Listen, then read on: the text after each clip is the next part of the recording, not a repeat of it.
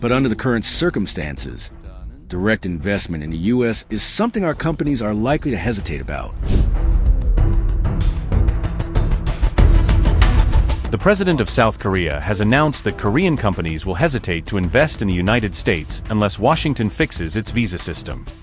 His words come after a dramatic immigration raid in Georgia, where hundreds of South Korean workers at Hyundai's battery plant were chained, detained, and hauled away by U.S. authorities.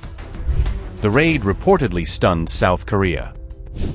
It came barely 2 weeks after President Donald Trump and his South Korean counterpart shared smiles at a summit, and just days after Seoul pledged $350 billion in new U.S. investments to avoid Trump's highest tariffs. But the goodwill has vanished. The South Korean president now says the message is clear. Without a better visa system for skilled Korean workers, companies will think twice before building in America. He explained that these are not long-term migrants but technicians needed to set up factories, install equipment, and train Americans. As per him, the U.S. doesn't have this workforce, and yet it refuses visas for South Koreans to do the work. When setting up a factory, we need technicians to install the equipment and machinery, right? And there are no trained workers in the U.S. who can do that. Also, the U.S. says it can't issue visas for South Korean trained workers. So we originally thought, well, we can just teach them for a bit and go back. Or we can help out a little on the way to the U.S.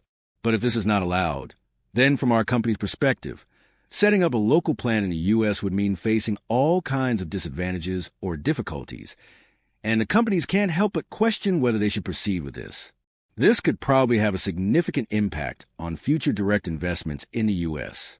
Therefore, we are negotiating with the U.S. to ensure that visa issuance related to such investments is handled properly, whether by securing more visas or creating new types.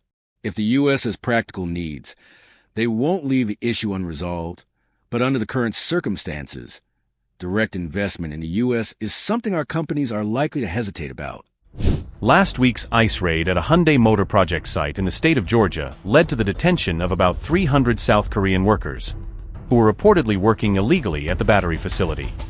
A spokesperson for ICE later said that the raid was part of a months-long investigation into labor practices at the site. But a lawyer representing several of the detained South Koreans said the vast majority of the workers from South Korea were doing work that is authorized under the B1 Business Visitor Visa program. A B1 Visitor for Business visa allows foreign workers to stay for up to 6 months, getting reimbursed for expenses while collecting a paycheck back home. Following the raid, the South Korean foreign minister flew to Washington to resolve what has become a diplomatic mess. As per Seoul officials, the two countries will form a joint working group to explore a new visa category, one similar to what America already grants Australia and Singapore under free trade deals. Remember, South Korean firms are building more than 20 major U.S. industrial sites, from battery plants in Georgia to a semiconductor fab in Texas to shipyards in Philadelphia. And without visa reform, they say projects will stall.